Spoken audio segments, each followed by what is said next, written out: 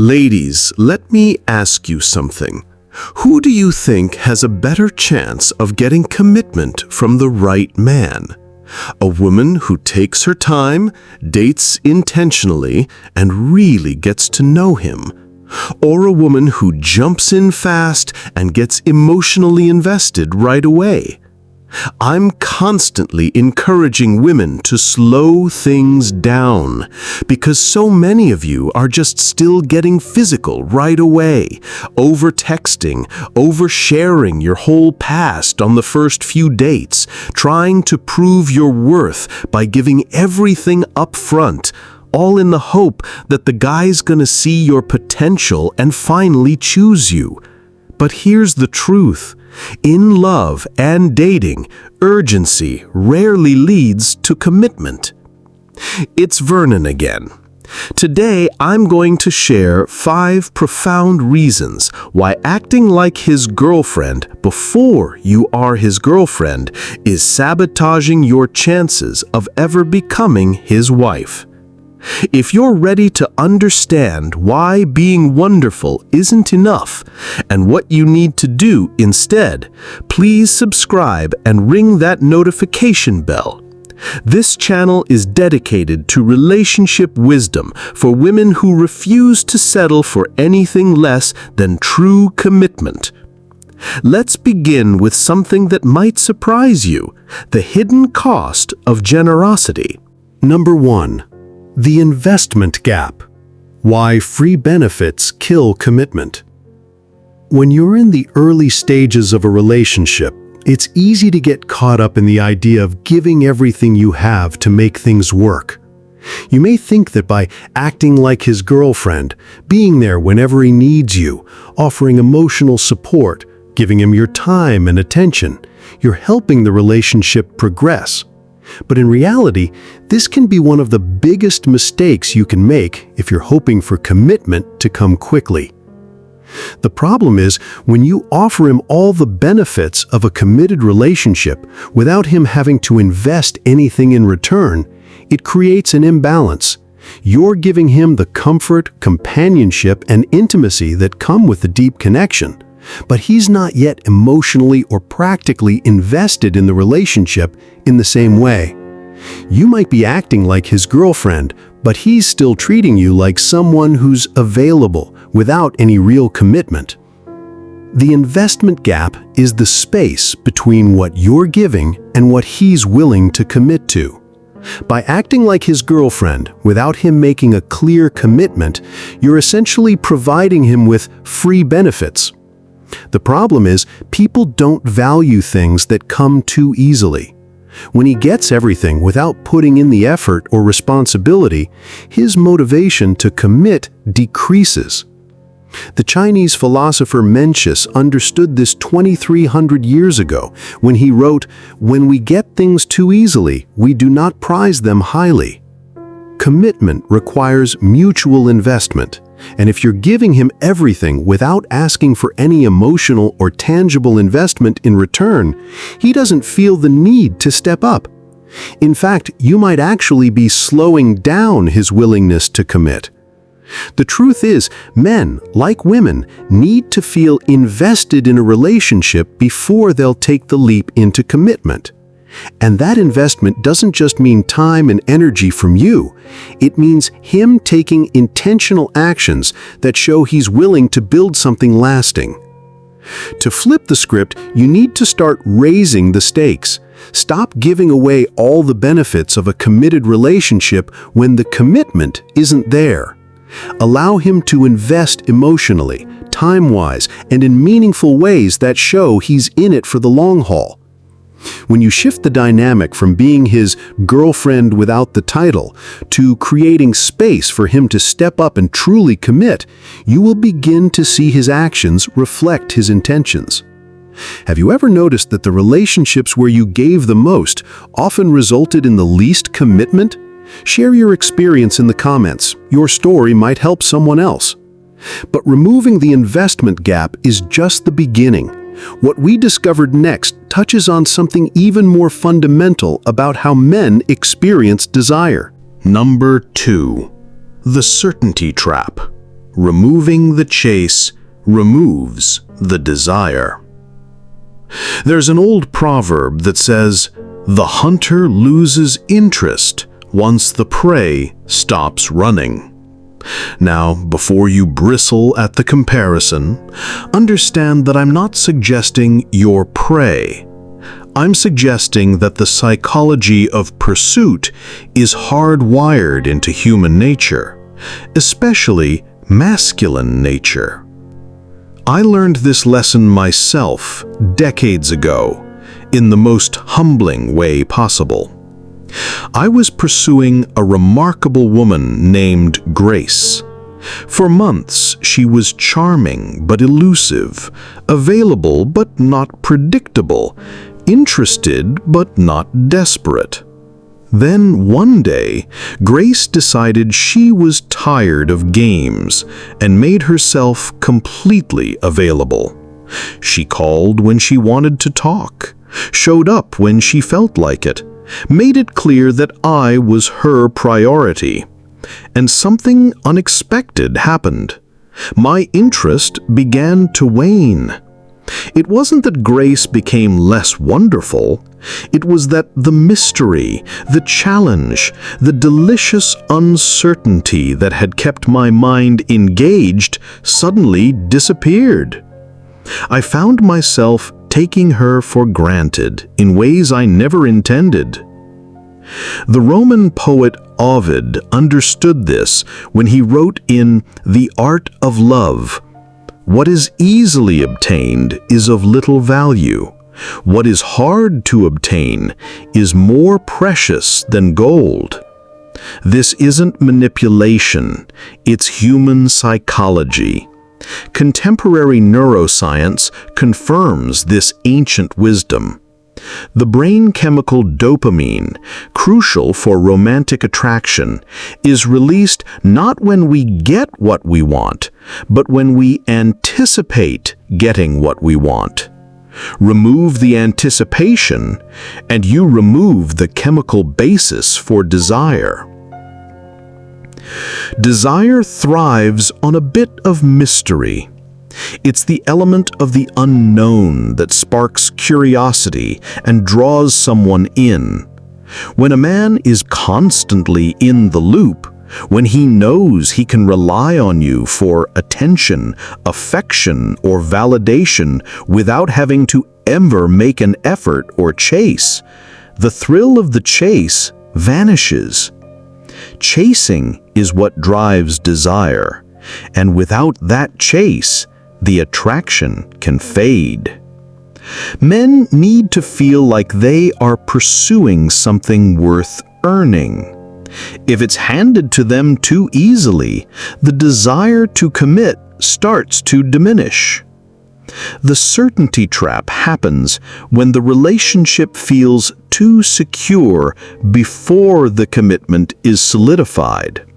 You might think that by offering him certainty, always being there, always being understanding, always showing your interest, you're pushing things forward. But instead, you're actually creating an environment where he feels no pressure, no challenge, and no urgency to commit.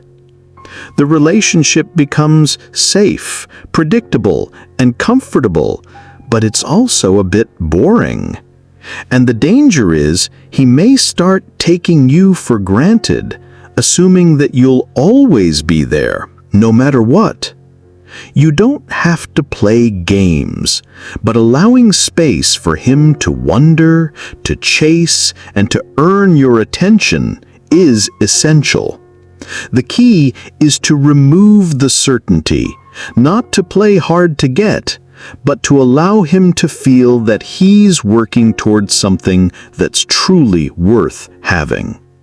When he has to invest effort into gaining your trust, affection, and time, that's when the desire grows. This principle of uncertainty connects directly to something even more profound: the way men assign value based on scarcity versus abundance. Number 3. The value confusion, when abundance creates indifference. We've explored how giving too much, too easily, eliminates investment, and how being too available removes the chase. Now I want to share something that ties these together and might fundamentally change how you think about relationships. In the early stages of dating, it can be easy to fall into the trap of overgiving, offering too much of your time, affection, and energy without receiving enough in return. You may feel like you're being generous, hoping that by giving everything, he will eventually recognize your worth and commit. However, what you're actually doing is creating a dynamic where your value is diminished in his eyes. When someone has access to something in abundance, they tend to value it less. Think about it. When something is constantly available, when it's easy to get, easy to access, and always in reach, it loses its exclusivity. It no longer feels special. And this is exactly what happens when you give all of yourself without any sense of reciprocity or effort on his part. He knows that you will always be there, ready to provide him with emotional support, attention, and affection at the drop of a hat. But because it's so abundant, your value becomes unclear to him. The value confusion happens when he no longer sees your presence as something he has to earn.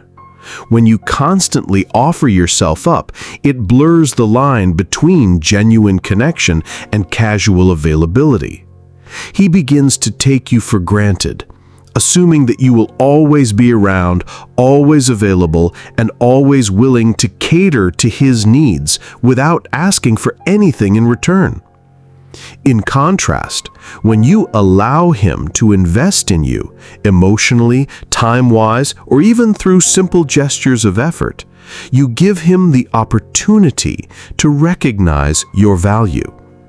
When he has to work to earn your time and affection, it enhances his appreciation for you. Your value doesn't lie in how much you give, but in the quality of what you bring to the relationship. Instead of offering everything for free, set boundaries. Make him earn your time and attention, just as you would expect in any relationship that holds true meaning. When your presence is not a given, it becomes a gift that he must value, respect, and work towards keeping. What would change in your relationships if you started seeing your time and attention as precious resources that need to be earned? I'd love to hear your thoughts below. Also, we have something even more subtle happening when we skip the courtship phase entirely, something that affects the very foundation of romantic connection. Number 4. The identity bypass. Skipping courtship skips connection. Here's something most people don't understand about commitment. It's not just about deciding to be with someone. It's about transforming your identity to include them as a permanent part of your life. And that transformation requires a process we often skip entirely. My friend Eleanor discovered this when she reflected on her 2 marriages. Her first husband, Richard, courted her for over a year. He planned dates, wrote letters, gradually earned her trust and affection. By the time they married, Richard had mentally rehearsed being her husband thousands of times. Her second relationship, with Martin, moved quickly from dating to cohabitation. They skipped the courtship phase, the gradual building of anticipation and identity. Martin never had to imagine Eleanor as his wife because he never had to work toward that goal. What Eleanor understood later is that courtship isn't just romance, it's identity formation. When a man has to consistently show up, plan, invest, and pursue over time, he's not just winning you, he's becoming the kind of man who wins you. The medieval concept of courtly love understood this intuitively. Knights didn't just win their ladies through grand gestures, they transformed themselves through the process of pursuing them. The pursuit changed the pursuer. Eleanor's insight was profound. When she acted like Martin's girlfriend immediately, she robbed him of the opportunity to become her boyfriend. The role was given, not earned, so it never became part of his identity. When Eleanor started requiring courtship behaviors, planned dates, consistent communication, gradual deepening of intimacy, something remarkable happened.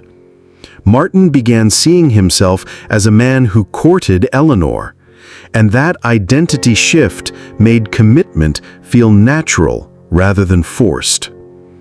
Courtship isn't just a tradition, it's a necessary process of emotional discovery.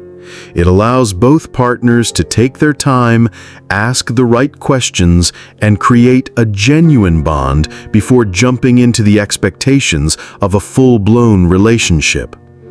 It's where connection truly begins.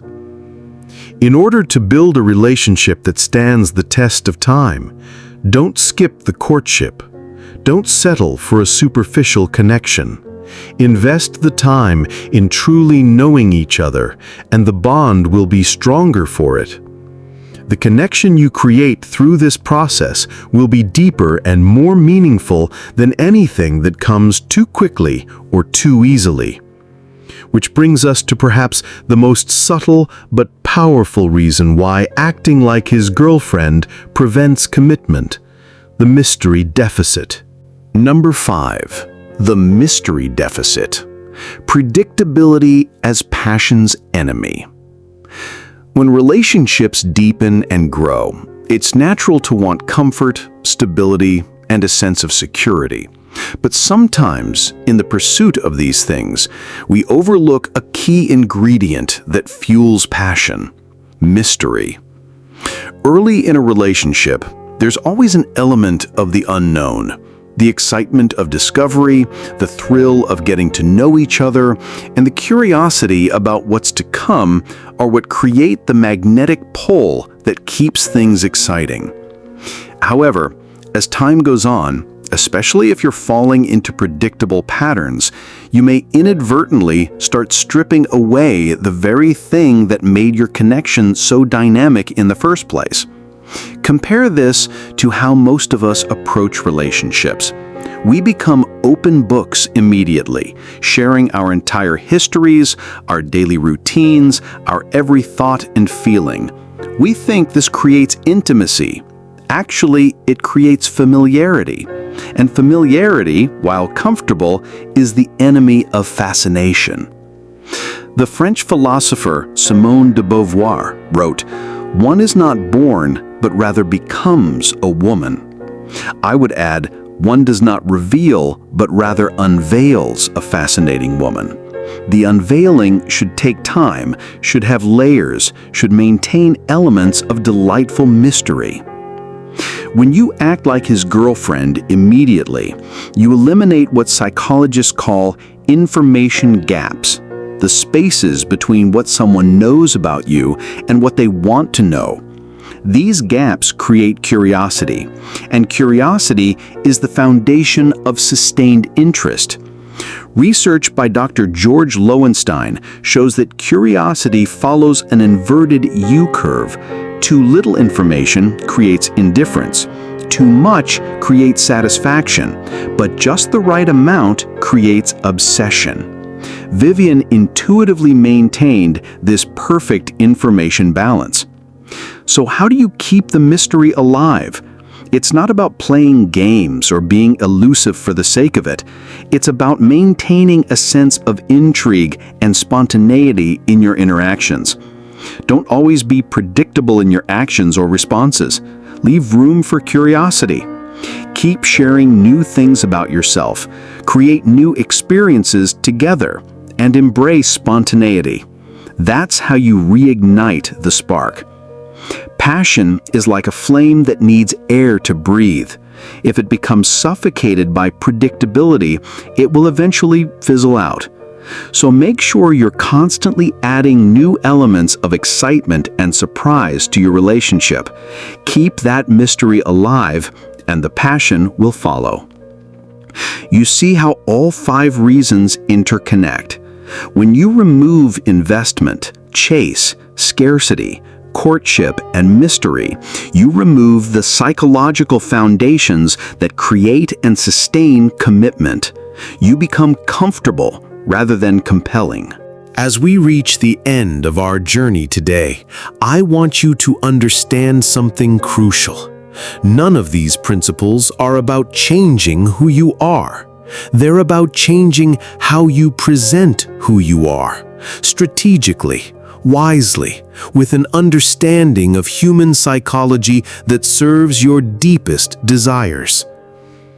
We've explored how giving too much too easily eliminates his investment, how being too available removes the psychological rewards of pursuit, how abundance creates indifference while scarcity creates value, how skipping courtship prevents the identity transformation that makes commitment natural, and how predictability kills the mystery that sustains long-term fascination.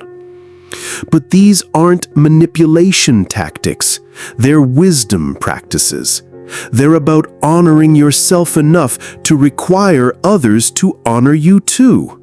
They're about understanding that true love isn't just given, it's earned, appreciated, and treasured. The philosopher Khalil Gibran wrote, "Let there be spaces in your togetherness, and let the winds of the heavens dance between you." These principles create those spaces, the breathing room that allows love to grow rather than suffocate. At 55 and beyond, you have the wisdom to understand that desperation repels while self-respect attracts. You have the confidence to know that the right man will gladly invest effort to win you. And you have the patience to allow genuine commitment to develop naturally. Don't hesitate to like, share this video, and subscribe for more relationship wisdom designed specifically for women who understand their worth. And ring that notification bell, because wisdom this valuable should never be missed. Remember, queens aren't crowned because they beg for recognition. They're crowned because they consistently demonstrate that they deserve the crown. Until next time, this is Vernon, reminding you that the woman who knows her value never has to argue for it.